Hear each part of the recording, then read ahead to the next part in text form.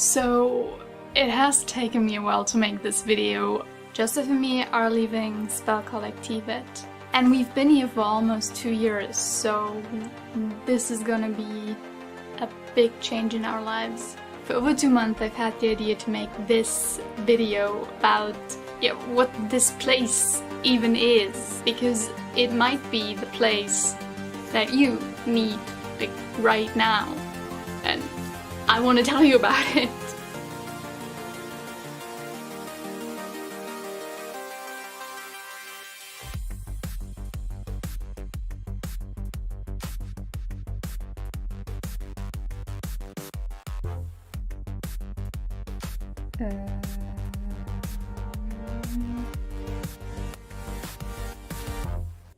What the hell? In a nutshell, Spelkollektivet is a co-living and co-working place in Sweden, or better, the Swedish countryside. It is 2.5 hours away from Copenhagen airport and easily reachable by train. When we came here in October 2017, the house was in a different location. But since September 2018, it is located here in Väckelsång and it has space for up to 50 people. We are around 30 people right now. So why did Joseph and me almost spend 2 years at this place? First, the money. Hands down, if you live in any bigger European city, rent is probably what your money goes to most of the time. Rent at Spelkollektivet changes depending on like how long you stay and like when you come here, but usually I would say it is around 400 euros a month, and this is fairly competitive with like I would say most European cities. But now comes the best part. Everything that you need is included in the rent. What do I mean by that? By everything, I mean everything. You get breakfast in the morning, you get 2 warm meals a day, like somebody cooks food for you. You don't have to spend time cooking, you don't have to spend time shopping, you just have to show up and eat, and it's included in the 400 euro rent. You even get internet, electricity, water. They even buy the toilet paper and the shower gel for you. You can also still buy your own stuff here. You can buy breakfast stuff, you can buy things to cook and cook your own meal. There is a supermarket, but if you wanted to, you can just live here for 400 euros, not pay anything else. Number 2, and like I only have number 1, which is the money because it's so cheap, and number 2. So number 2 is the game devs. I'm gonna make this one really short, but there's just a lot of cool people in the house. Like, I've been here for 2 years. I've seen a lot of people come and go, but there's always been cool people, so if you wanna meet other game devs and be surrounded by cool people, then come here. So now you are probably wondering, Simone, what does this magical place of wonder look like? And to that I say, let's do a house tour. I'm just kidding. I'm not gonna do the house tour now. I filmed this 2 months ago. Okay, so this is the outside of the house. And this is the room that you see when you first arrive. Right now it's a bit messy, because we just ordered new furniture. But then to the left. So this is the eating room, without food and without people. And recently it's been getting warmer, so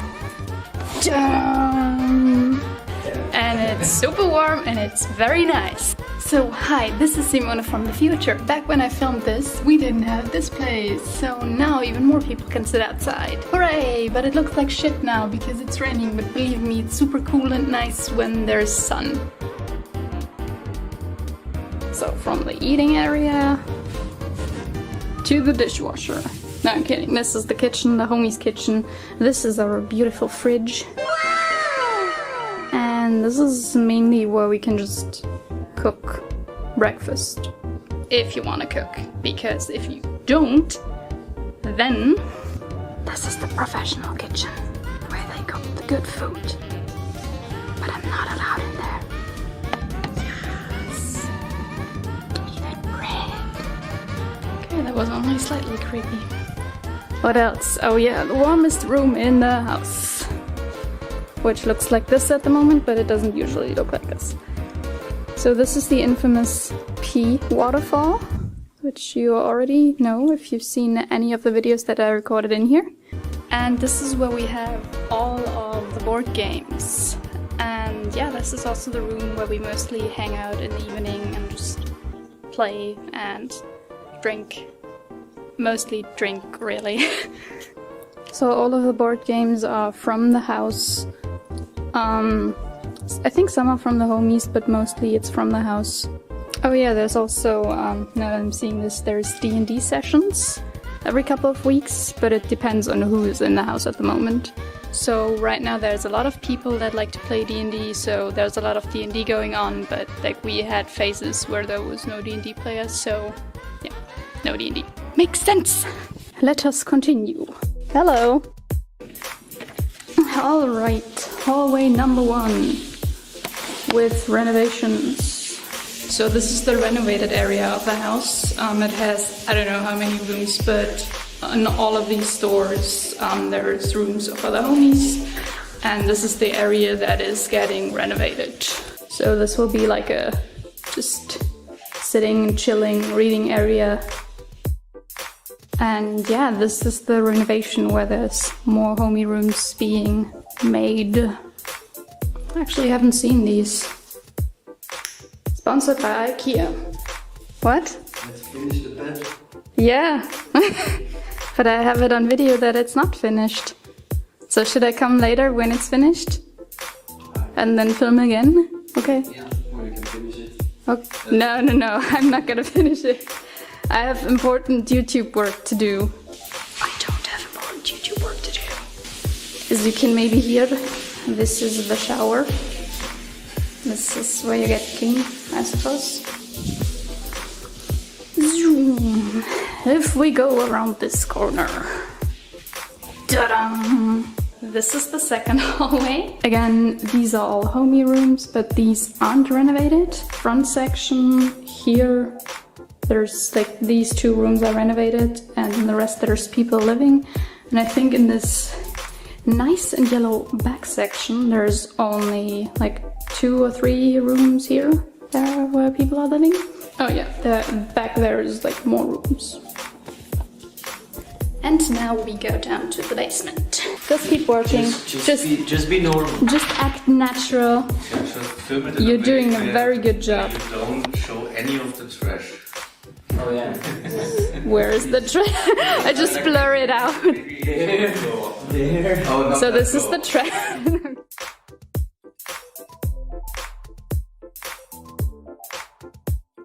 So this is the big office, and now we go to the Joshua office.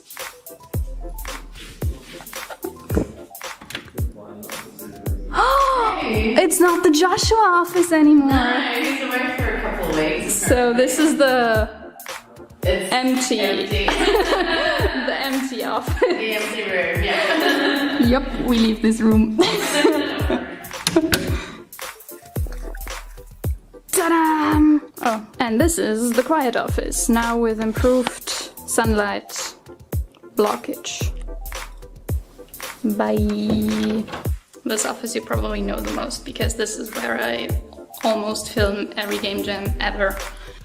So another dark and scary corridor, and it leads into the Netflix room. So this is the room where we have all of the consoles, the big TV, all the sofas, basically for gaming and watching TV. Opposite from the Netflix room we have VR playing room and the VR, I guess, setup room. If we continue down this path. Hello! So this is the second Netflix room. Now we enter the area that is not really renovated as much. And in here we have like an esports room that exactly has room for like 5 people, but none of us use it. And I think there's kids from the town that use it. And opposed to that we have... Hello? So this is the gym. We sometimes use it. This is actually used very often. Ping pong table and gym. Let's go.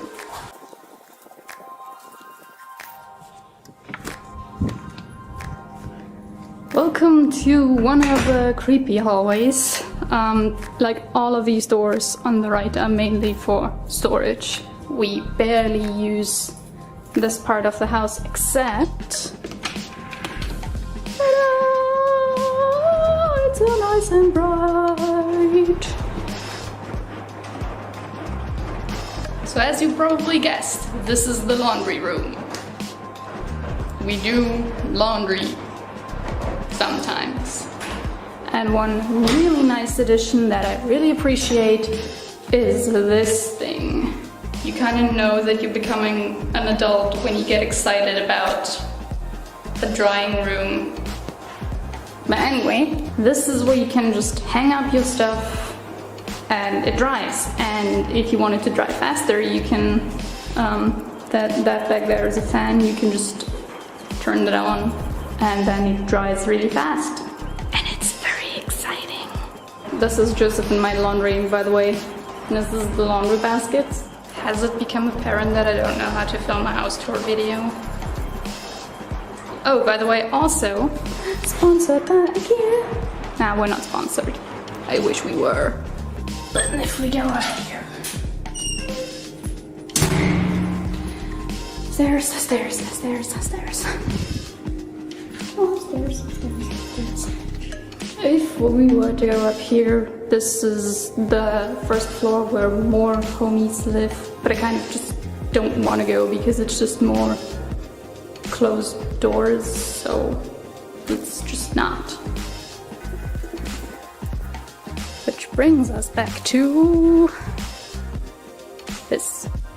So yeah, that is basically the house. I think the only thing to do now is just to check if Rasmus has finished that bed. Have you finished the bed? Yeah. We just need to see if you assembled it or not.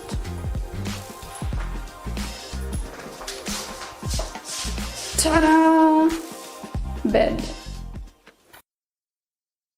So now that you've seen the place and heard me talk about the place, you might be intrigued, but you still don't know like what to do here. And I had the same problem before coming here and also before getting more into game dev, that I had no idea what it meant to come here. And basically, if you're only paying 400 euros a month and everything else is taken care of, and you're surrounded by other motivated people, you can really focus on getting into game dev, and it allows you the financial freedom of just, yeah, existing and doing what is fun to you, if that makes sense. To give you guys kind of an insight of what my life has been like here. I also filmed what a typical day in my life at Spelkollektivet looks like.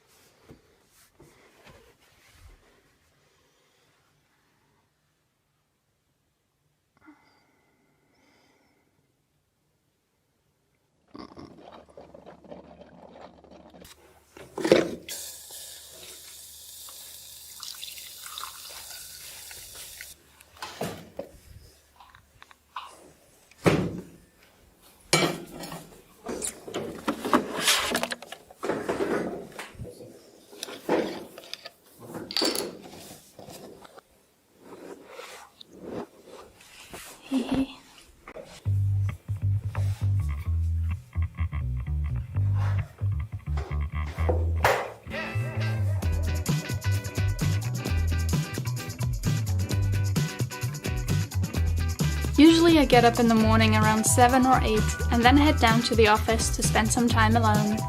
I use those 2 to 3 morning hours before everybody else gets up to focus on drawing, language learning, or listening to audiobooks. Afterwards I start working on either client work, company work, or, like on this day, my private stuff.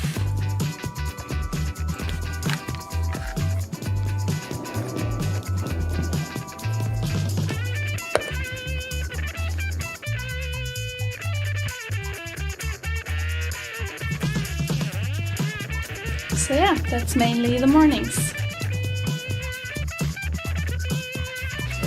And food.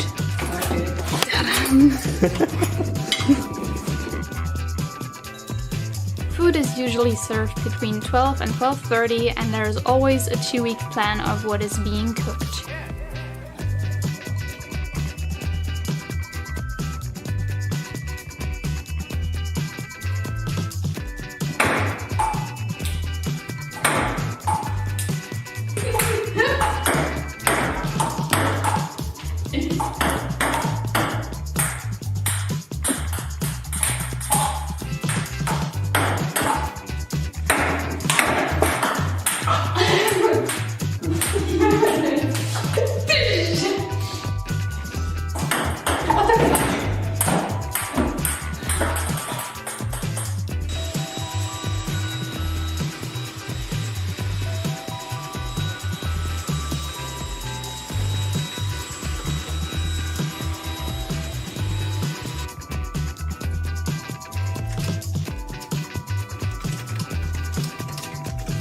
Wow, isn't this super exciting?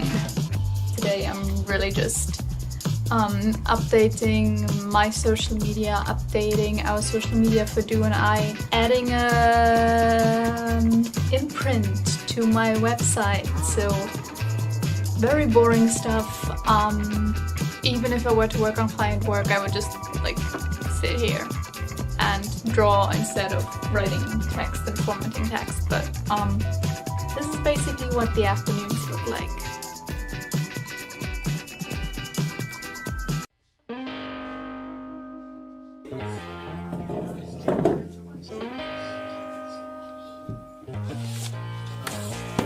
However, this afternoon, one of my housemates decided to have a spontaneous portrait drawing session with Joseph.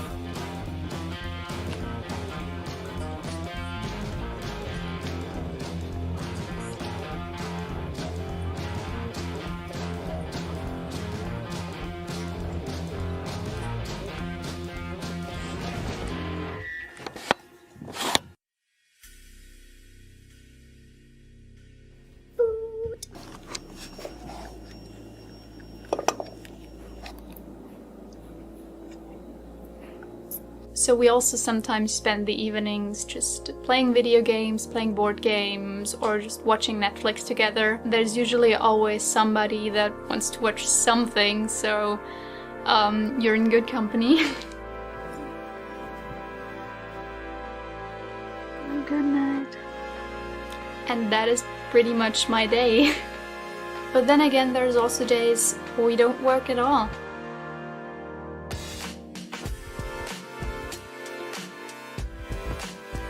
When Joseph and me came here, this was our time out. Spelkollektivet gave us the freedom to reinvent ourselves and build up a business from the ground without any financial pressure. On top of that, it helped me escape the hamster wheel of working for clients 10 to 14 hours every day. And especially the last year, all that extra time that I've managed to free has helped me grow immensely as an artist. I even had some extra time to learn programming. And visual scripting. So why am I making this video? The truth is, I want Spelkollektivet to continue, and for that it needs new people to be interested and to move into the house. I feel it's a great place to be if you just need a break for just 1 month or even 12 months. Spelkollektivet doesn't really have anything on their website where you can see how life here is, because they just don't have the capacity at the moment to do these things. So I just wanted to show the world what it's like to be here and to live here. And if Spelkollektivet might be what you need right now, and if you're interested, I'll be down in the comments answering all your questions, and let's just talk about it. Yeah. That's pretty much it.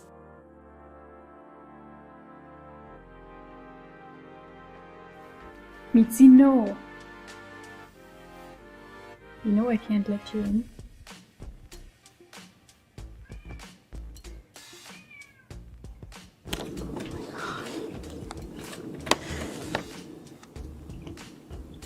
Bye, Mitzi.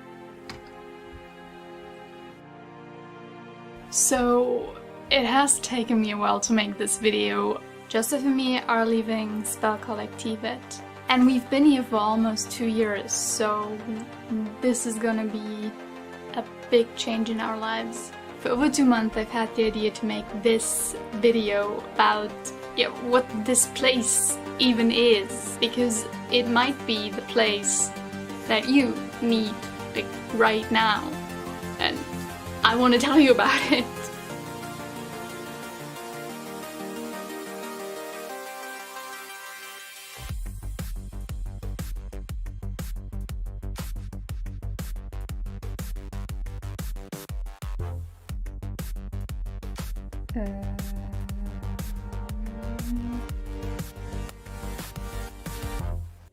What the hell?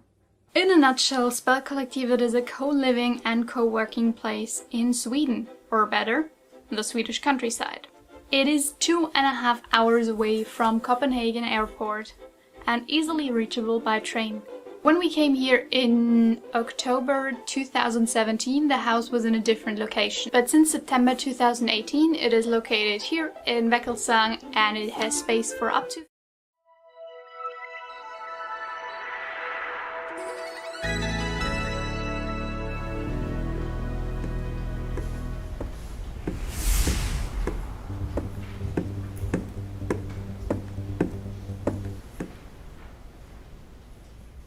Hi, my name is Genius, and welcome to Spelkollektivet.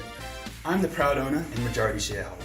I'm here today to give you a lovely tour of this fine establishment. Come on, let's go!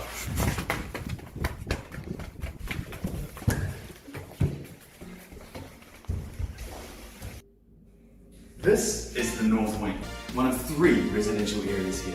Let's take a look inside one of the rooms. You're supposed to unlock the door. Isn't not unlocked? I'm sorry. Saying sorry isn't gonna unlock the f***. Let's take a look inside one of the rooms. It's a bit bland at the moment, but there's plenty of space to make it your own. And would you look at all these rooms? Laundry.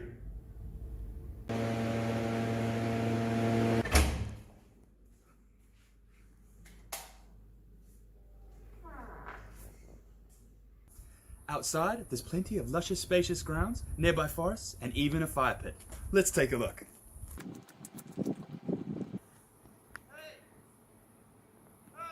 That's great, but come on back. There's more house to see.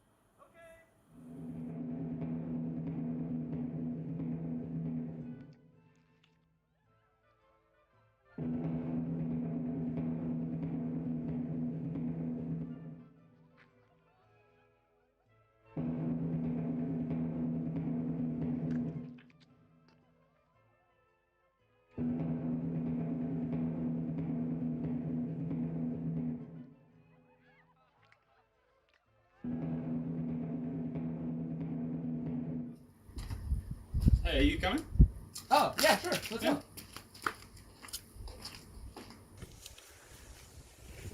Did I mention? We're all athletes.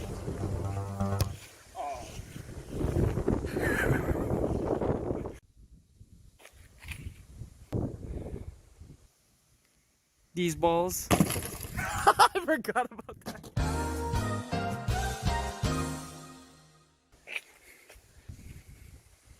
So come on down, stay a while. You're gonna love it here. My name is Binkleton, signing out.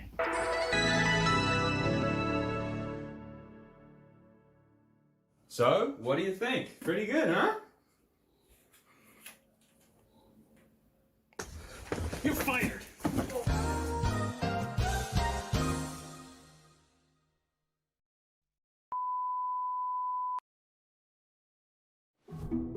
Welcome to Spelkollektivet, a co-working and co-living space for game developers around the world. Our aim is to provide an affordable space to eat, sleep, work, and build connections with other game devs from different backgrounds and experiences. Most residents here work in one of the dedicated co-working spaces. We have the loud office for those looking for a more social working environment, and the quiet offices for a more distraction-free environment. All areas come equipped with high-speed internet, desks, and office chairs, with the added bonus of being around other passionate people while they work on their own projects. And if you prefer, there's plenty of space in your own private bedroom. To help foster a collaborative community, we host a weekly stream, the Spelkollektivet Game Developers Conference, an opportunity to showcase what you've been working on and gain valuable feedback on your projects from developers just like yourself. Even though you might work alone, we're still a big team that always has each other's backs. But let's all remember to take some time to relax, have fun, and enjoy yourself. Spelkollektivet encourages a healthy balance of work and play with a number of dedicated spaces for games, board games, movies, and outside activities to participate with your fellow game devs. Speaking of game devs, let's talk to some.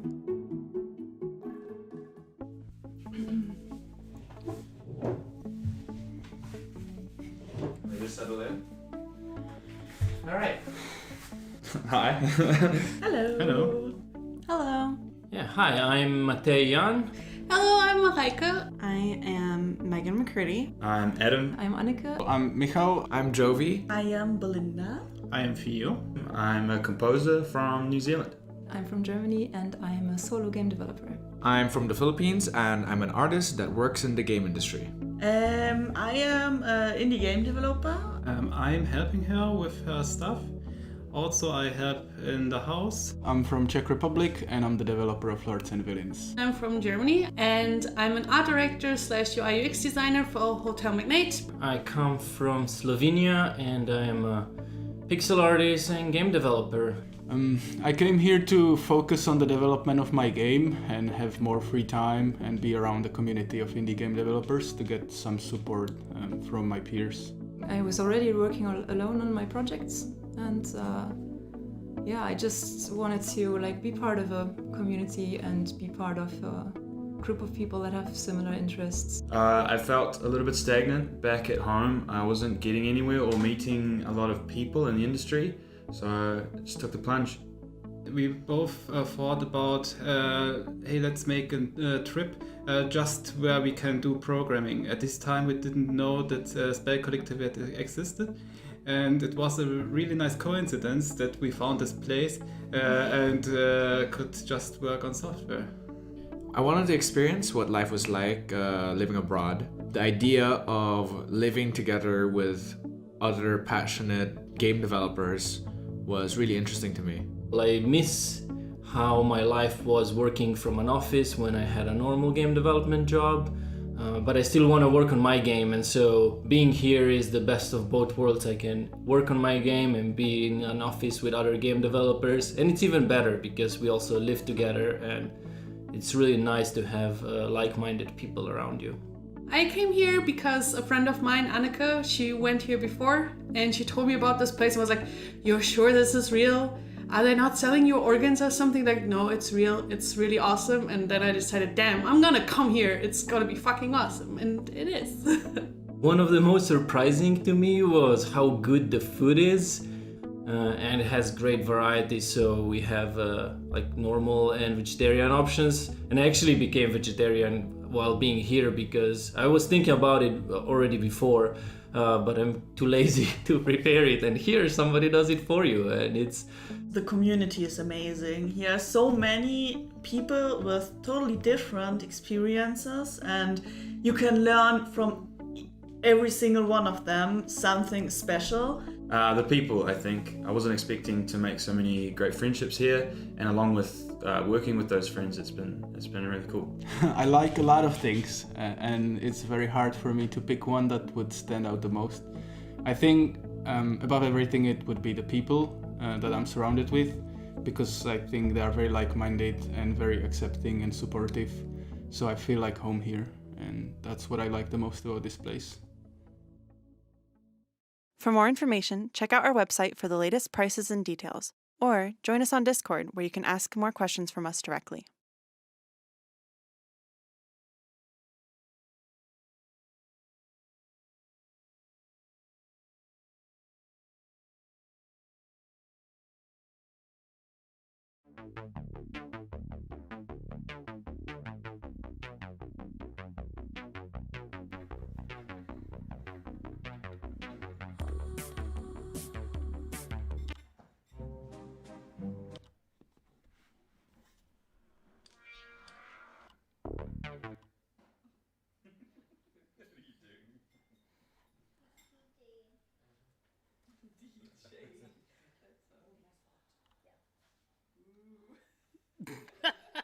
The fuck you want?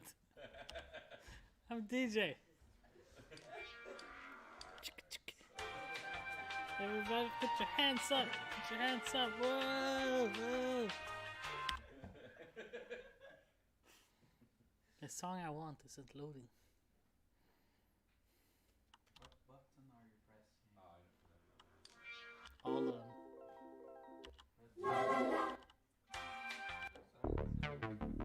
R. Reload, refresh, redo. I am a man who uses the techniques of a bat to navigate. Yeah, motherfucker from the underfunded klutz who never undercut the butcher. The pickup bugger at your wake is bumping, I'm your pusher. Also at your wake, juvenile intruders at the gate, brooding over waking history that bubbles from the blinking 12s of VCRs and microwaves, like time machines for shrinking elders rifling through the recipe. Carrots, onion, celery. One unique amalgam of piss and repugnant energy spun him out of the 70s to beeline for dessert. Fire eater, trying to keep it on the green side of the dirt.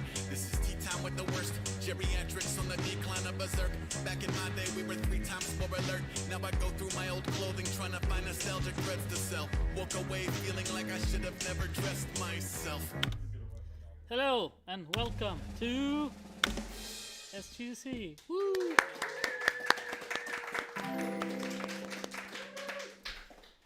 Well,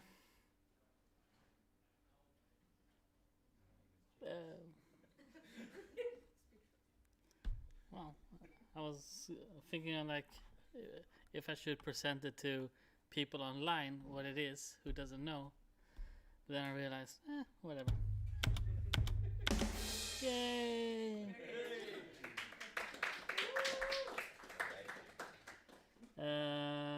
Alright, boomers, show your stuff. First up to the guillotine is Marco Leinen. Woo!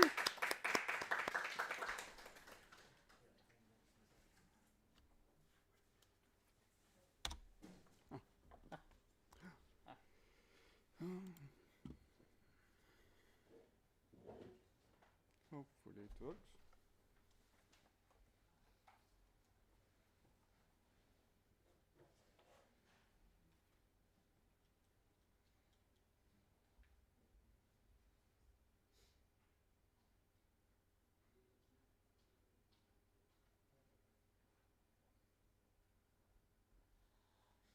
Is there something? Yes. Yeah. Oh, nice. Should I put it in full screen? Maybe. Can you? I don't know, can I? I don't know. Can you? Oh wow, it's. No thanks. Anyway, welcome. First up, we are missing people. Bam. I wish that worked in house meetings. So anyway, what I have done recently. Bam. So this is my presentation, and I'm making a VR game. Come on, roll it. Nice. That's my name. Come on. Son of a.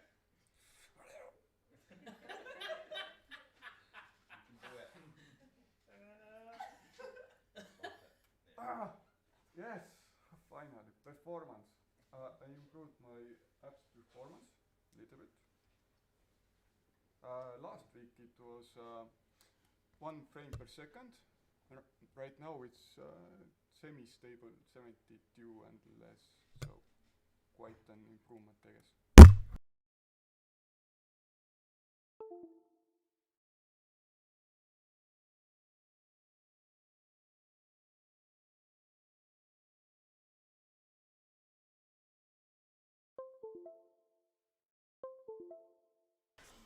Let's see if it actually. Hold on.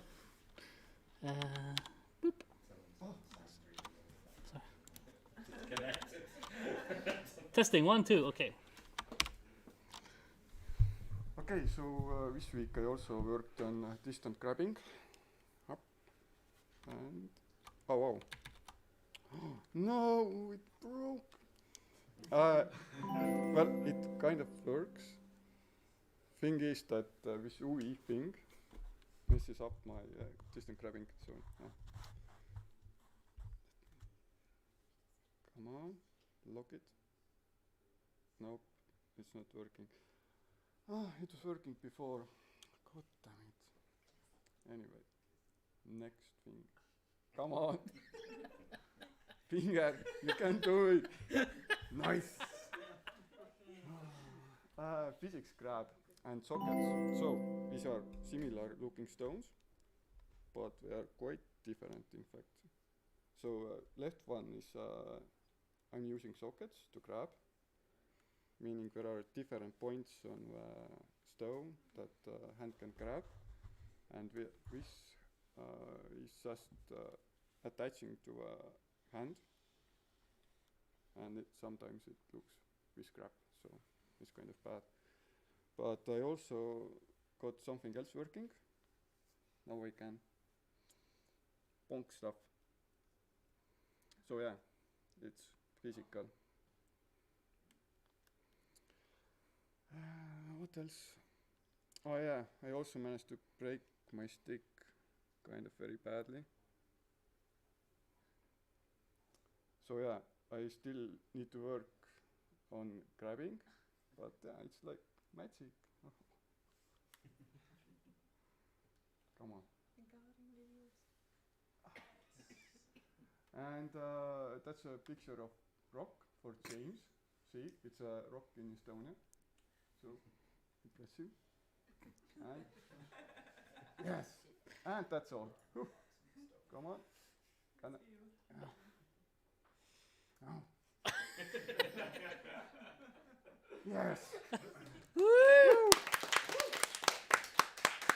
Thank you. Questions?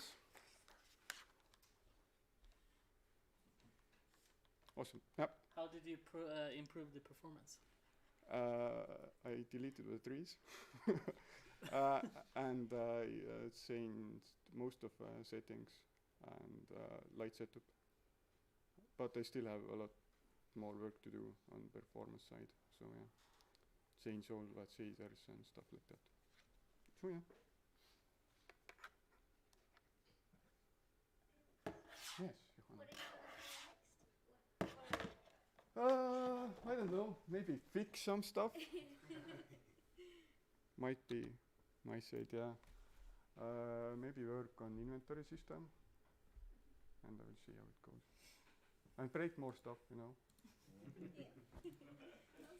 Yes.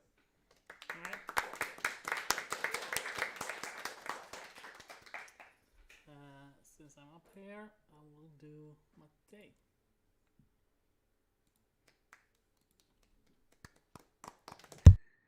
Okay, my good people, hello. Yet another Thursday. Happy 2022. It's a new year. I'm gonna the time lapse is already running of what I was doing over Christmas, New Year, just at the end of the year. Oh yeah, this it's because I got my wisdom tooth pulled out and my cheek is starting to inflate, whatever. But I can speak now again, so that's fine.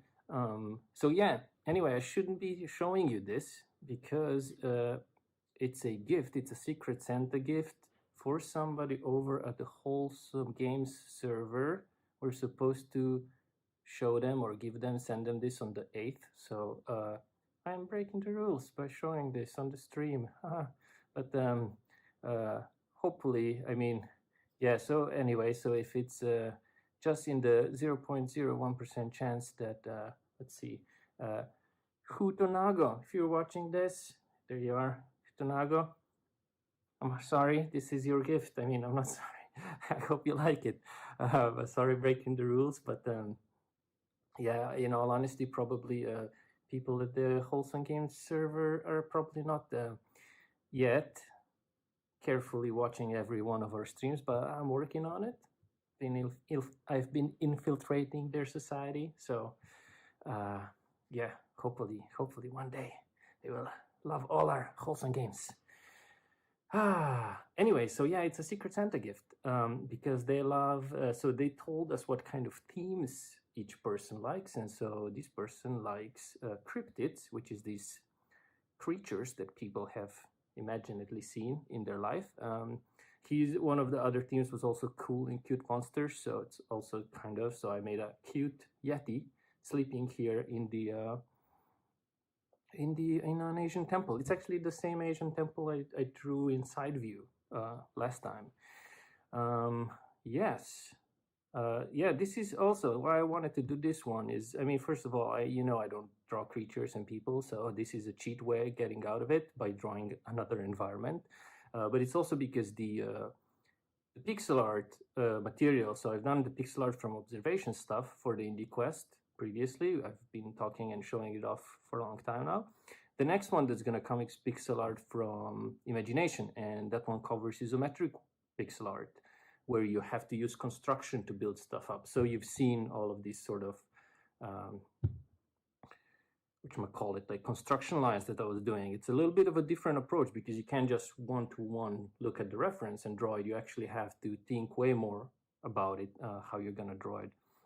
So yeah, that's going to be one of the, so I just wanted to practice it a little bit, get into it. And I even did my own colors. You're going to see me do them in GIMP at the very end. I'm drawing this in Pixaki on my iPad, and then I'm going to take it to my computer. I'm going to do it in GIMP. I'm just going to recolor everything. Yeah, and animate it even. So this is a very kind of taking me back into 2005 when I started doing pixel art as an artwork, when I started doing this kind of isometric pieces. So good old nostalgia. Yeah, yeah, that's pretty much it. So you can see here, I've added a little bit of little footsteps and a little kid peeking out of the corner. I hope you like it. But yeah, that's it. I was also doing another artwork that is going to be unveiled tomorrow at the DHALT demo scene competition. But that's secret still because then it's going to go into voting. But if you watch DHALT in Russia, tomorrow there's going to be a stream. Maybe I'll post it. Yeah, one of the artworks is mine. You'll see if you can find out which one it is. All right, that's it for this time. I hope you're having a good time. My 5 minutes is almost up, so have a good time. I'll try not to die from tooth pain. Bye.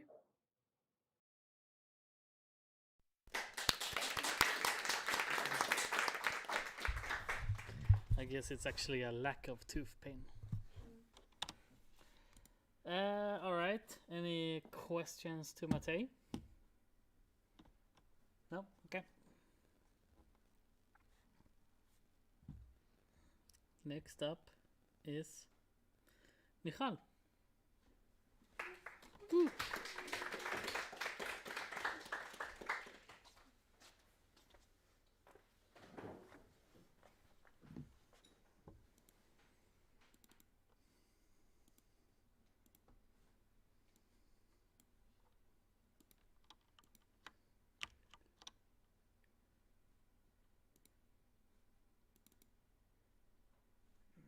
Which user is this? SGDC?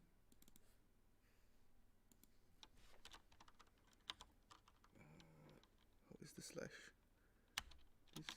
Ah, it's already here. Am I not lucky?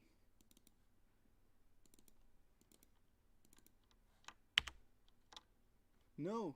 Why? What?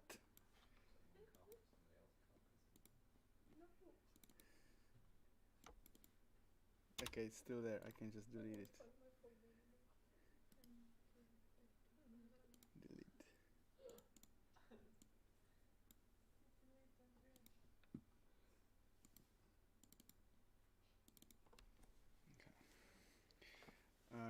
I don't know if any of this will work. I didn't have that much time to test it, but we can try. Just in case it doesn't work, I will show you something first.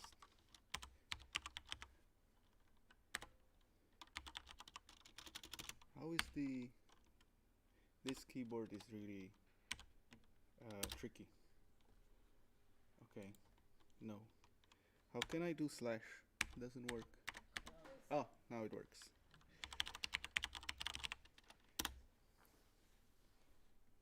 So this is one of the things that I would hope to show you. We now have villagers with dragon breath to those bees, so we can collect honey.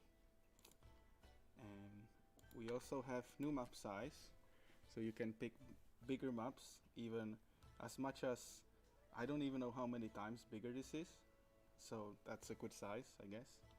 And you can notice it's marked as experimental because when we were measuring performance, this is where it started to have issues even with high performance computers. So, but 192 is already pretty good. And today I want to show you, because we are getting close to releasing our next major update, which will be adding nobility and clergy. And I've been showing a lot of stuff about nobility. Today I kind of wanted to show you the full picture of the clergy by building this nice area where all of the clergy zones are somewhat done. So this is all the content that you can now do with clergy in the game. You have your little church here. I've built 2 libraries on the side. This is where all the monks will study to know how to do their stuff. There is a public dining hall outside. There are quarters where all of the monks will sleep, and some cellar where they grow grapes and then turn them into wine. There is a scribery where they can create manuscripts by consuming paper and turning it into books. And there is a paper mill where they can use the water to make paper out of old rags. So we do recycling of old clothes basically by making paper out of them. And the way it works is you have these peasant villagers, and every time you click on someone, you can enlist them to clergy. They will also join by themselves with a certain probability if they get old enough. But as soon as they join the clergy, they will become a novice, and they will have to learn these skills, reading, writing, and consecration, to then be initiated as monks. You can see I've already initiated a bunch of villagers, and also the first 2 novices to be initiated will become the bishop and the minister, who are holding the Sunday service and generally run the local church. Yeah, I got lost a little bit. So if I want to get some people to work in some of those zones, I just have to go here and select the correct order in which they should be working. So let's say I want to have 2 librarians and 2 beekeepers, maybe 1 mortician, scriber. No, we need army of scribers, and 2 paper makers maybe, and some wine makers. Okay, we can take 1 of the librarians, and you can see it's all automatically reassigned. It tries to maximize the numbers while looking at the professions of each of them, so there's always the best person doing the job that you want them to do. And now if I just close it, and I'm lucky enough, they should all start to do their own duties. So these guys here immediately go, I don't know what they're doing, collecting things. So I guess they're eating now. But yeah, we'll see. There's now public graveyard, so when people die, they can now freely access the graveyard and bury people there. And if there is somebody who dies and they don't have a close family member who would bury them, the mortician will do it instead. So you're no longer gonna have this thing where the ruling family is burying everybody who no longer belongs to anyone. And we had the bees. They dosed them and I missed it. But yeah, that was a Here it is again. So they always dose the bees. The bees kind of like they leave when it's raining, or if it's at night, they kind of hide inside and sleep there. Now he's extracting the honey and turning it in, or he's extracting the honey and also the wax from the plaster. And the wax will then be used to consume to build these candles. And here guys are planting the grapes. I think then they're gonna move on to produce wine. Here is an army of scribers producing manuscripts, which are important in the library, where these two new novices are already studying to become monks. And here we have the paper mesh, which is using the water from the lake to mash the racks, and then they sift them through this kind of like paper sieve, and then they hang them here and let them dry for paper. So actually everything works. That's perfect. That's what I wanted to show you. Maybe seems like I still have time. So the bishop and minister, they have different positions. The bishop is the highest position person, and they hold Sunday service in a chapel. I didn't build the chapel, but it's basically church for the nobles, and the minister is then holding Sunday service in the church for peasants. And this page kind of gives you all kinds of hints on what you should be focusing on in terms of the clergy, what are you missing.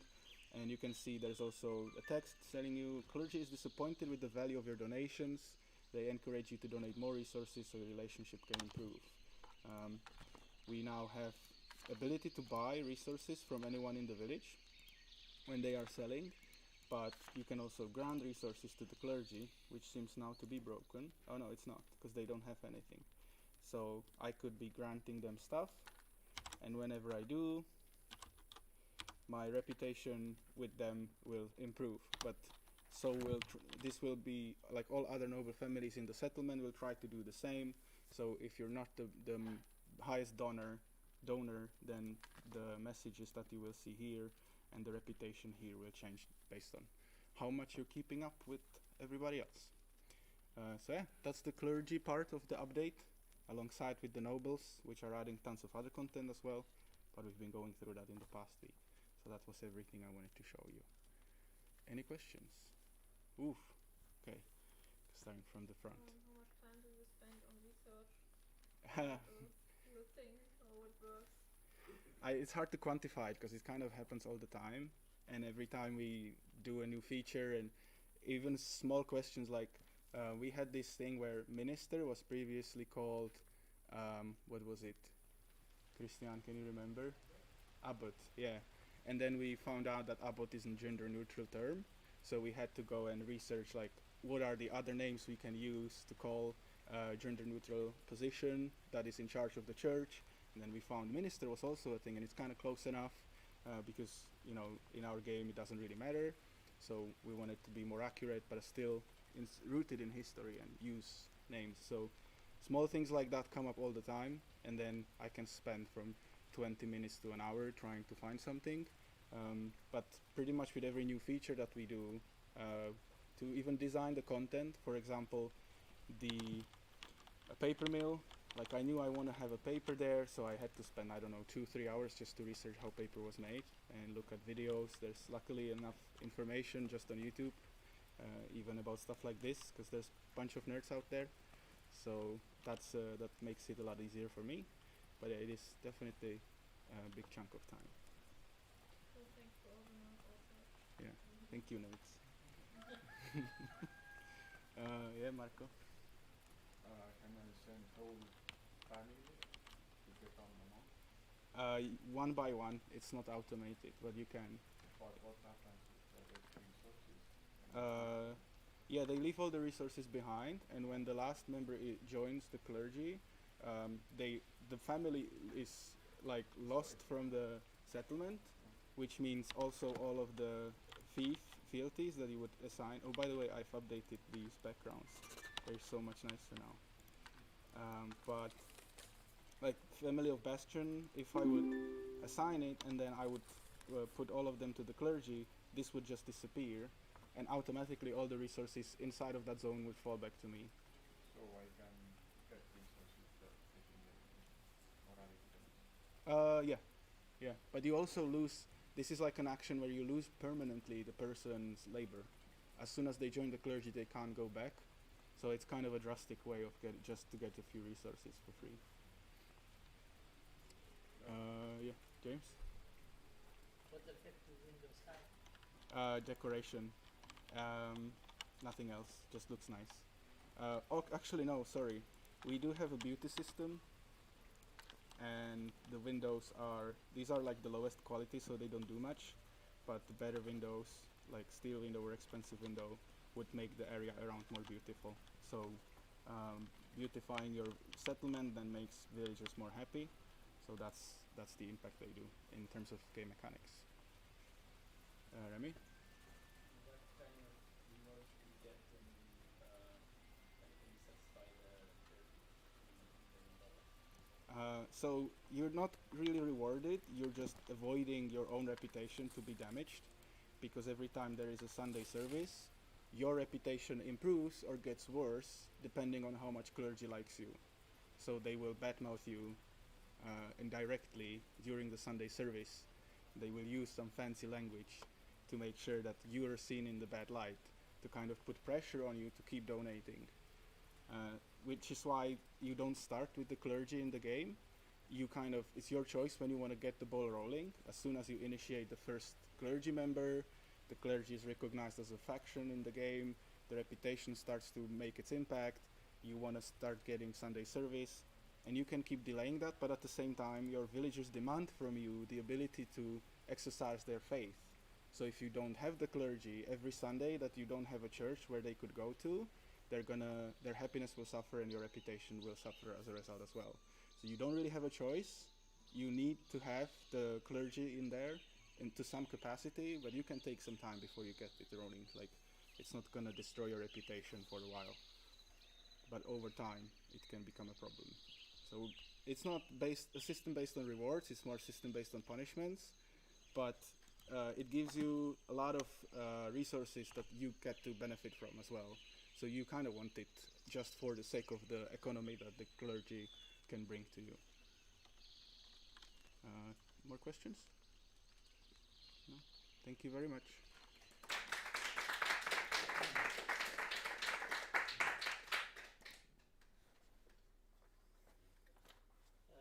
Next one, Lena.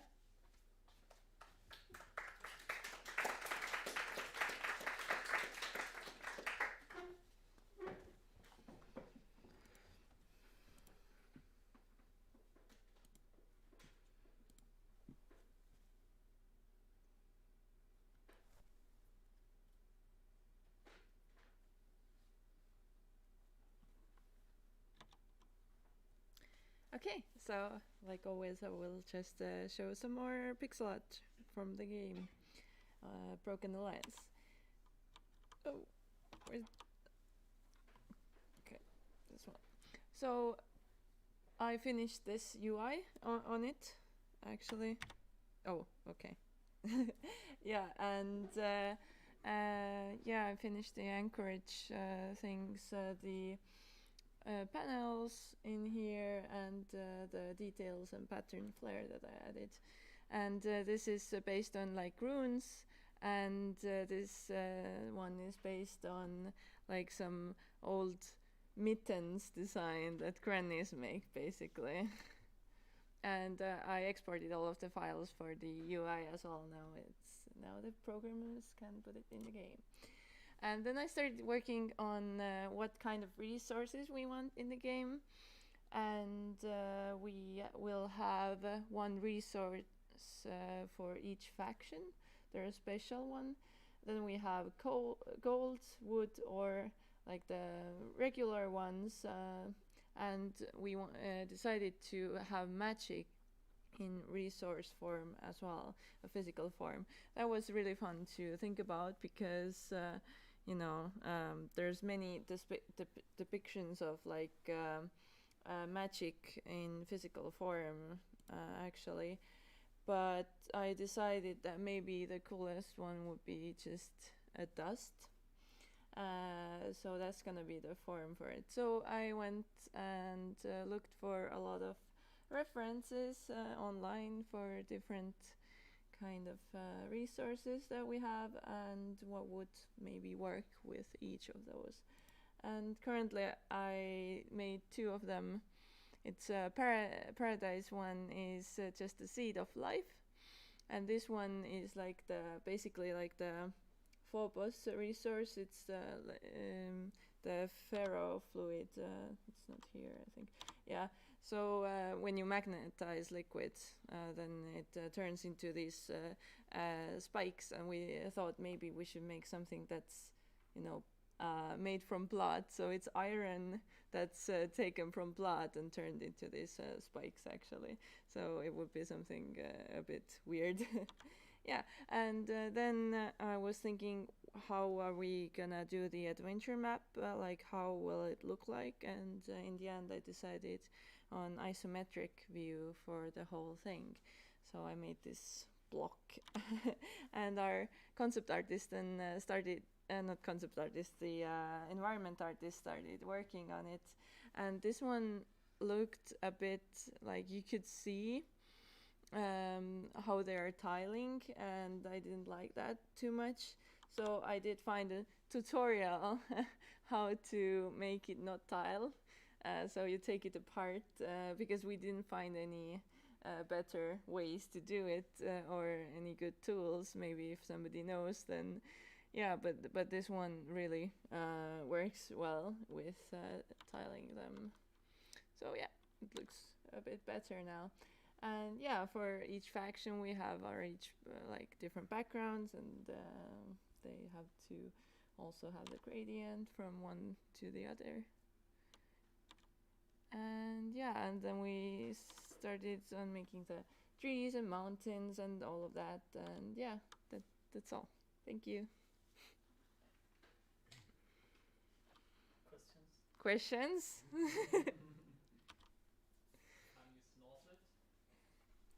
What? Magic dust, I think. Oh yeah, it's like yeah, it's pixie dust. Yeah. Not in the house. No. Yes. Exactly. Yeah. Is there going to be 4 primary environment types, or is it going to be there neutral ones apart from the faction? Yeah. At first, we're gonna make the 4 environments actually. And then we were even thinking of making 2 different environments for each faction as well, to have, like, for example, snow or something for the Anchorage faction. Yeah. Question from the chat. Are you planning on having any animated tiles? Yes. We will have subtle animations into, like, some trees and everything. We don't want to make it too, like, distracting, but they will be alive. Most of the buildings and things we will have like flickering lights and smoke coming out, and all of this stuff. Yeah. Is these kind of tiles are there on the map or on the fighting areas? Yeah, it's all on the adventure map. So that's how the adventure map will start looking like. The fighting areas will still have the just regular perspective of top down and from the side at the same time. The fake isometric. So this is gonna be the real isometric for the adventure map. Because actually why I decided on this is we want to make it very tactile and feeling like we might do the heroes and everything like kind of like buttons, like on a tabletop game. So to make them like simplistic like that. And I felt like cubes that have their like corners out, if there would be buildings, for example, feel so much more like tactile. You could just like, they're just cute and very, even though it's 2D, it looks very like 3D, and yeah. So this is the reason why we went with this one. Yep. Okay, thank you.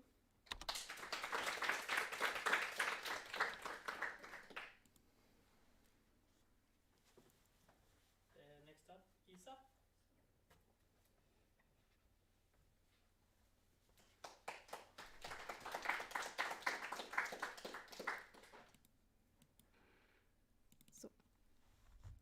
Yes, I'm working with Marie on a game that we are calling Magical Harvest and will be a farming game. And the last few days I worked on a grid system for the game because the start point where your farm is will be grid based and the player can also put objects on his or her farm, so for decoration and stuff, but also the main harvesting thing with creating fields to grow crops on it will also be based on a grid system. So I started making this grid system here. I have some dummy assets and I started trying to set up a, let's say, for decoration stuff, so I can put things on the grid and can be happy about it. So this works pretty nice so far. I have still work to do for it. For example, here there's the path. It should recognize that there are two paths next to each other, and then the third part should change to an angle in this case. Or if I would put more paths here, like this, it should be a T path. So this is not implemented yet, but will be coming. Yeah, I also have blocked so blocked areas like this wonderful river. So I can't put stuff on here if I'm trying. I also can't put stuff on top of each other, so this is also not working here. Yeah, so this is what I did the last few days. And I can save the stuff, I can reset it, and I load it. Yeah, any questions? Then thank you.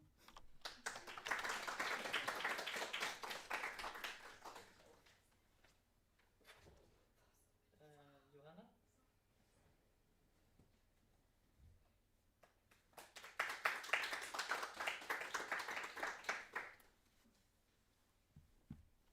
Hello. Feels like I'm not gonna be in this picture. Hello. Yeah, I have been doing pixel art the last few days. I guess I've been working on doing missions in the study guide that Matej is making for his game and for the indie quest.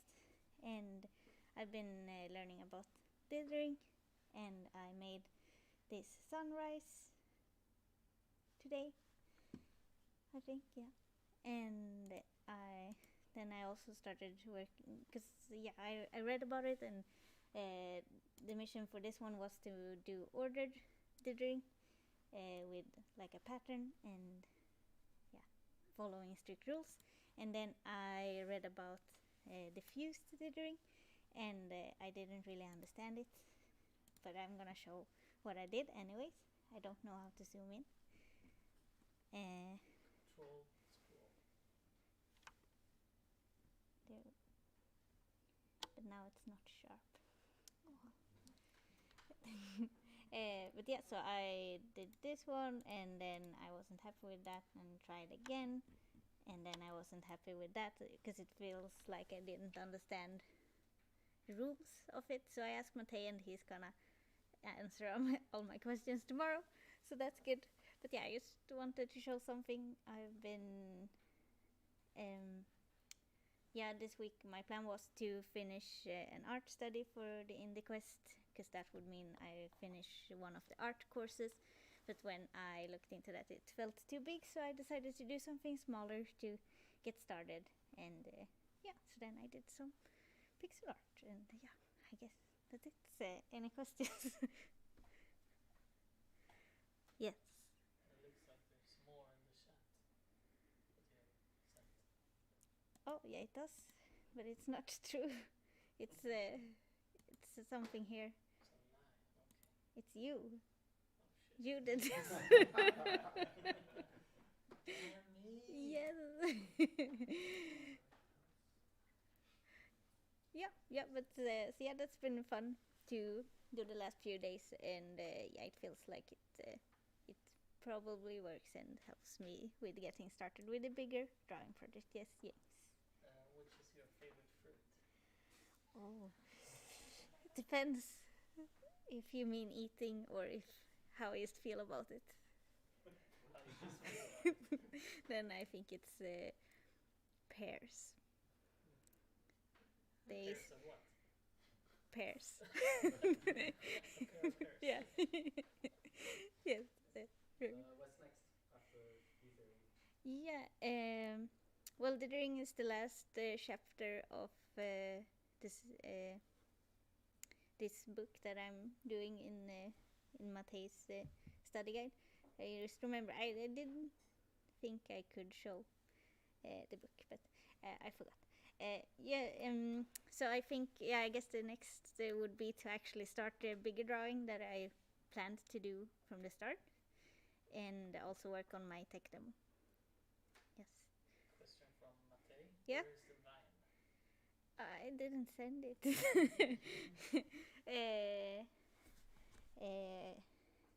It's on my computer. I can go and send it if. Okay. Alright. You get 5 seconds. Oh no. Don't stress. Okay, next presenter. My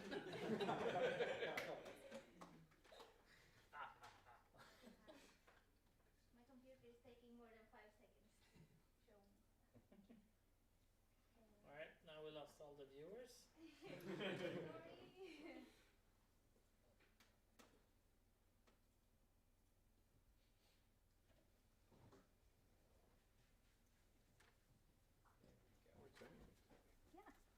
Yeah, I also did this animation.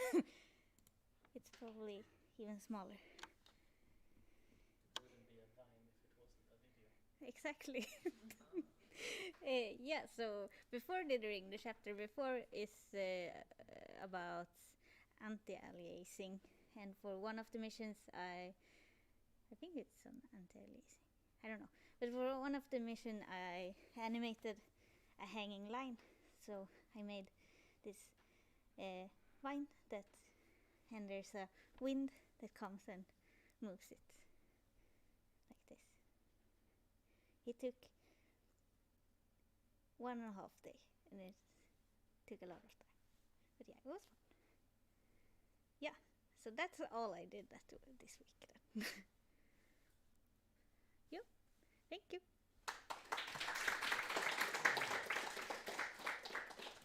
Andreas?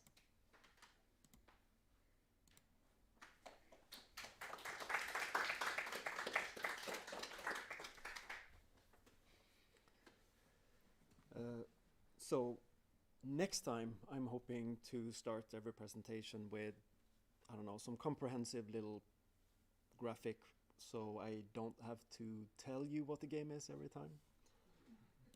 Well, most of you know, but so it's the card crawler, basically a card game. And the visuals, most of them are placeholders, as most of you know.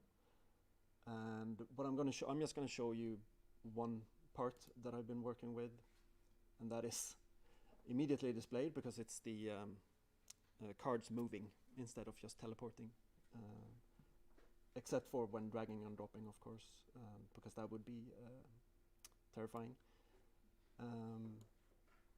And a little thing like you can discard by double clicking, because my wrist was killing me when I was playtesting this, so you can just do stuff like this. And my pride and joy this week has been the so-called stray cards. As you might remember, when you activated one, a counter increased, and then that was the number of cards you had to get through to make it back to safety once you want to turn back. Now that is completely visually represented instead. So you open this. I made a 12-pack. That's not going to be, of course, in the real game, and it sort of shows you, yeah, you're getting all these, and now we're moving them here. So now if I'm turning back, it'll become the new draw pile. And you can see how far-ish you are from home. Not exactly, but yeah.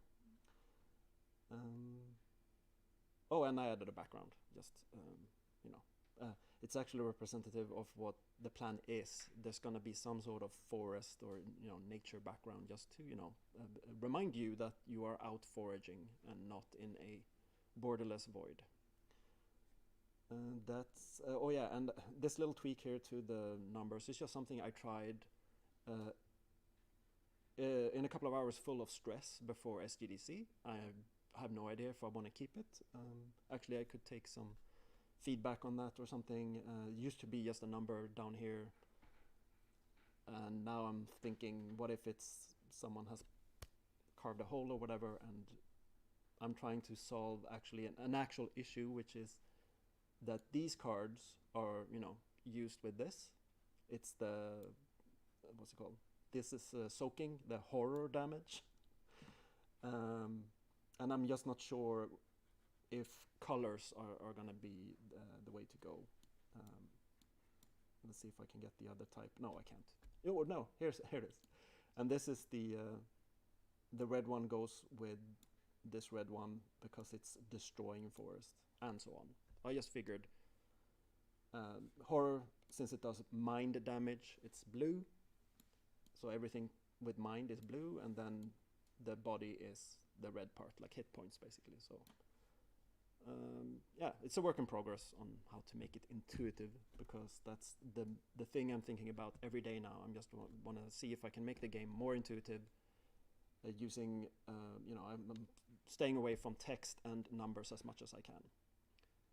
The number actually might be changed next into a dot system that I've been really having fun with. It's just that then I need to change the character portrait and all that stuff. And you saw that last week, how immensely proud I was about the death and resurrection of it. That will have to be reworked if I use dots instead of numbers. So yeah, that's it now. I'm having an amazing amount of fun. I can add on a personal note. It feels really great right now in this swing of things I'm in.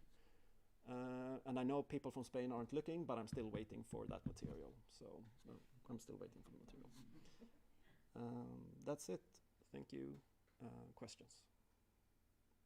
Which one do I do first? I like Marco. Okay.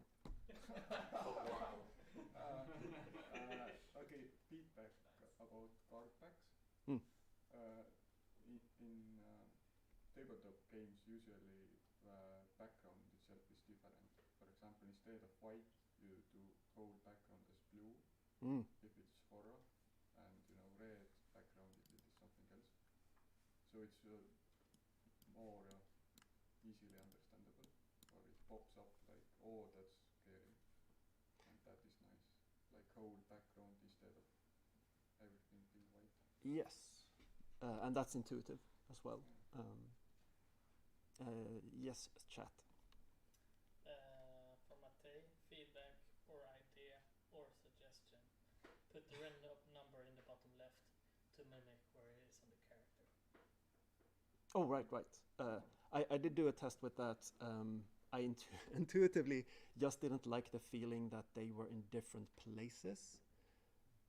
I also did the middle, but then I realized there's going to be a lot of potions involved, and that's the space you don't want to mess with on the vertical. But I will think about it exactly how to do this. But thank you, Brian. In terms of the pile of cards that you have for when you're kind of intending to return. Yes. You said that you're wanting to maybe move away from a number system towards a dot system. Have you thought about having either some sort of indicator as to how many cards there are left to return, or are you people relying on their memory as to what they chose? I used to have a number up until recently. But now I use the stack size. The dot system is going to be for health or power of the cards. So the one thing I don't need a number for is the pile. And it's fairly accurate. It's just that you might misinterpret the visuals with a couple of cards maybe. But since you might be going through 20 or 30 cards on the way back, you will get the general gist of how far you are away. So, Marie? Will you stay with the colors for the physical and mental thing? so with red and blue because if you do this, I think it's good with color working. Because I think with other colors it can be difficult because of people with color blindness. Because blue and red, blue and red is seen every time, even so they have no problem to see the difference. Okay. To be honest, I never liked the idea of using colors this way. It just started with the hit points and the mana, from Diablo basically. And I've asked the artist to make a unique art for every type of, let's say, spell or ability. But the number still has to sort of be there but it can be very minor, because after a while the player will hopefully just know which is the most powerful or not. And it will be reflected in the art. The least powerful cards will just, be a mouse or something, and the highest ones will be an angry bear dragon or something like that. So. But we'll see. That'll be the exciting thing next week, maybe. Or in a month. We'll see. Okay. Thank you so much. Can I just do one more thing? I forgot it last time. It's super quick. Okay. Sorry. Literally just going to open a file. It's the style example, so you can see where this is heading. Whatever it's called, sample test or whatever. But I've today talked to the artist again, and we're going to focus more on the line part, and then we'll see the texture and color that will be added. Basically, we're debating it right now. So now you know where it's headed, what we're talking about, instead of all that placeholder stuff. Okay, thank you for real. You can close the game. All right, sorry. All right, next one, Jonathan. Yes.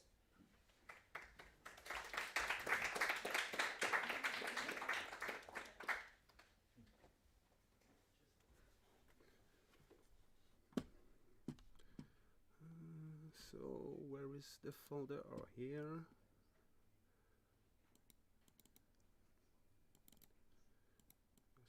Okay. Oh, scary.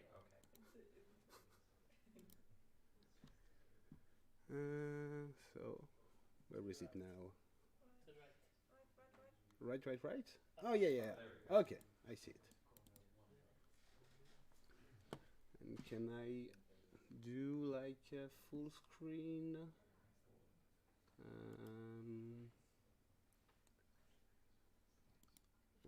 Like that maybe? No? I'll do like that. Okay, hi everyone. I'm gonna present to you my game, totally convenient. So my name is Jonathan. I'm a game designer, developer. I work on several games, including a lot of game jam games, a board game, and La Guilde des Archivistes, which is a game for tourists in Liège, which is my home city, where you can solve some puzzle while walking in the city. So I have a short trailer to show you. Don't know. Yeah. Okay. Cool.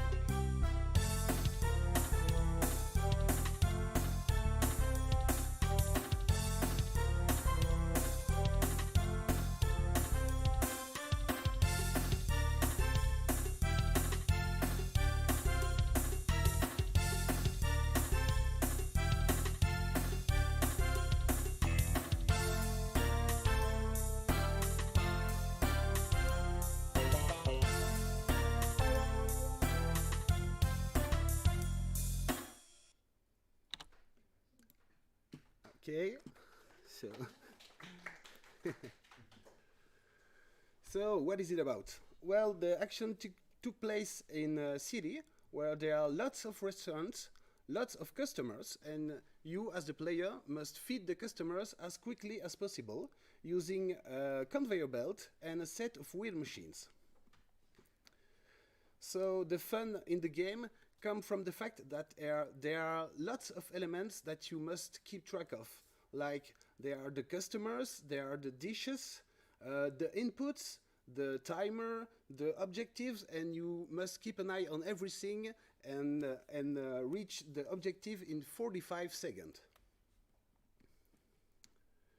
I like to describe the game as a brain-melting, multitasking, high-end coordination game. And like you will see, there are lots of different restaurants, and each restaurant brings a new mechanic. So my goal as a developer is to surprise you and to make each new mechanic and each new restaurant interesting. So the features are, the key selling points are more than 100 brain-melting challenges, a fun and intense fast-paced gameplay sessions, and as I said, varied and unexpected mechanics. So where does the game came from?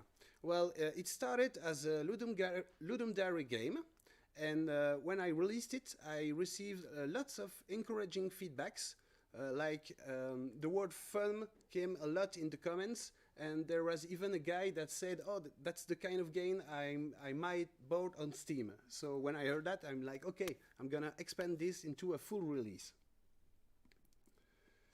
So this is the timeline for the development. At the beginning, I intended to just spend 6 months, because it's a really, really simple games, but you know how game development is. So it's now a year later, but I'm nearly finished. The game will be released in March this year.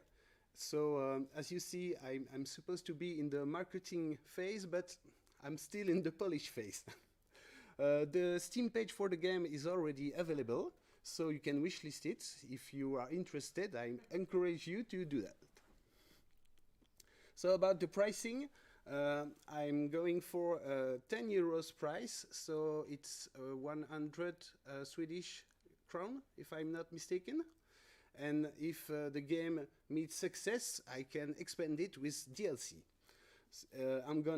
You see I have listed Nintendo Switch. Well, this is more like a distant goal. Right now the game's gonna release on Steam, but who knows, this is the kind of game I want to release on Switch, like everyone, I think. So here is a quick look at the competition. So I took like the top sellers, and I tried to look at games that have the same elements of my games, like a fast-paced gameplay, short game sessions, and I also listed Overcooked because of the theme of the restaurant and the conveyor belt. Every time I show my game, there is somebody that say, "Oh yeah, like Overcooked." Yeah, well, yeah, kind of, but not really. Did I mention that the game is already available for wishlist? I don't think so. You can go ahead and wishlist it on Steam. And that's it for my presentation, but if you have any question. Yes? I saw only now controller keys, I think. What would be the keys for keyboard for playing the game? So right now the game is playable with a gamepad and a keyboard. And what would be the keys? The main keys then on the keyboard for using? For using, the main keys are up, down, left, right. Every level is played with only 4 buttons. So you could make dance pads. A dance pad, yes, you could. We have some in the house if you want. Oh, nice. Would be interesting. And also I have a build that might be a bit buggy, but if you're interested, I can show you the game and you can be my beta tester.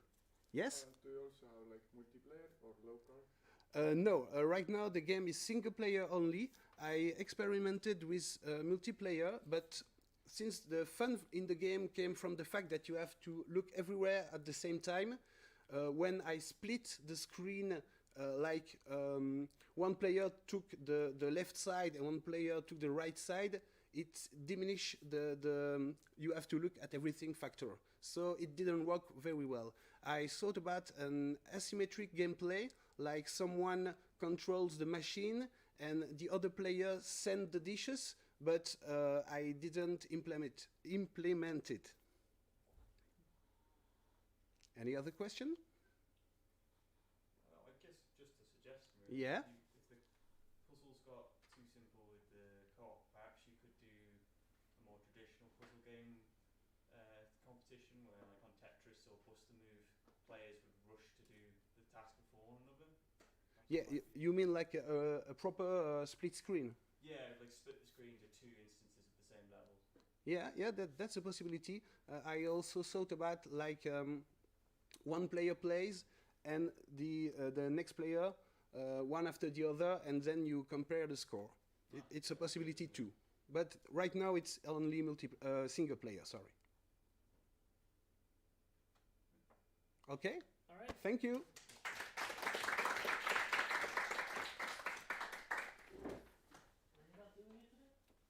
Yeah, did I have to post in? You have to click the monkey.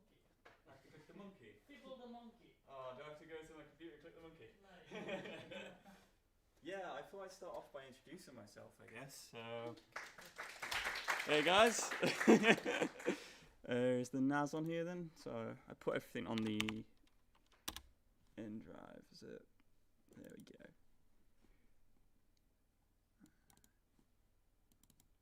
Yeah, so my name's Andy, and I arrived on Monday, so it's early days for my game development experience here. I'm just starting a new fresh indie game, so I'll only be showing a little bit of artwork today. I have done a bit of coding, but there's not really anything worth seeing unless you guys want to look at lines of code. I thought I'd start off by talking about what got me into game development, which was my games modding experience, and I got into games modding through doing strategy games. There's internet on here, right? So if I go on ArtStation,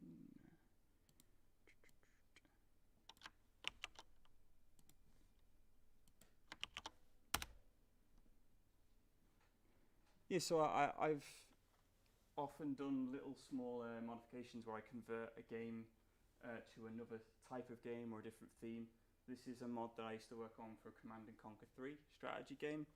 And what it is it's Command & Conquer, but within the Halo universe. So over the years, I've done like small mods where I've just added new skills doing that. So I do concept art for it, I'll draw for it, do 3D modeling, do a little bit of scripting and gameplay programming. And there are other mods, like I did a similar one with another strategy game, doing an Age of Empires 1 conversion to Age of Empires 3. And usually I do it with a small team, so I'll be able to focus on one thing, and I found myself doing artwork the most.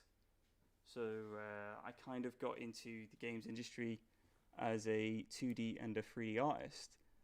And I spent most of my career doing painting in the end. So I do a lot of digital painting and concept art pre-production.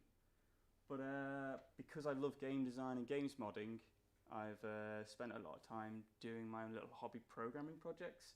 For example, recently I had a go at making a voxel engine, and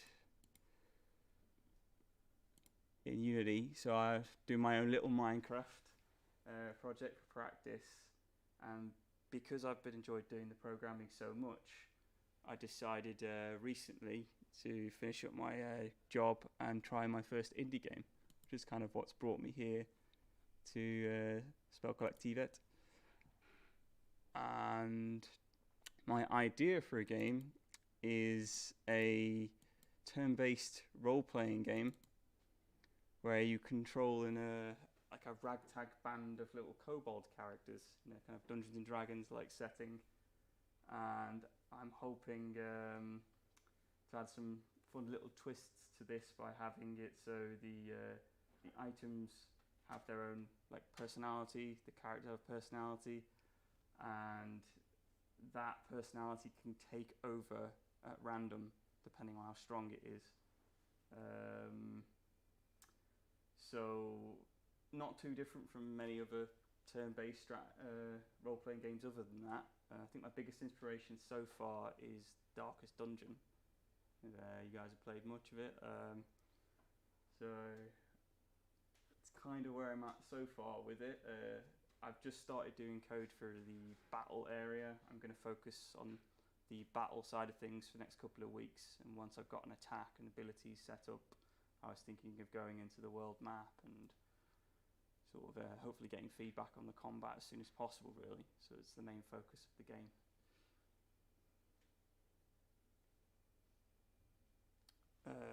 Yeah, I could guess also just show a few things like, as I mentioned earlier, the characters and the items have personalities. So, for example, over here, your character might get possessed by a demonic sword or something, and he'll start attacking things, and he'll go a bit crazy. So I'm going to do a lot more. I've got a couple of sheets of them so far, but a lot of facial expressions to show the mood of your character as he loses his mind or decides to become sad or somber or fall asleep. I'm hoping I've gone with like a cartoony expressive style because I want that kind of personality and character to be the focus of it, and I'm hoping with some of the audio guys here today I can convince them to do some cartoon sounds and wacky voices. I think from my personal journey as a game developer, audio is definitely my weak point. It's not something I've done too much of yet, so it's going to be exciting to dabble in that a bit more. And we're in time, just on schedule. Any questions?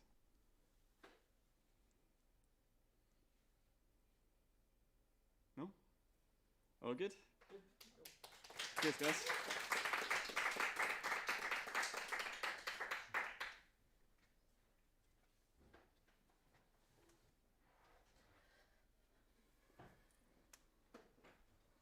All right, kids, it's time to go to bed.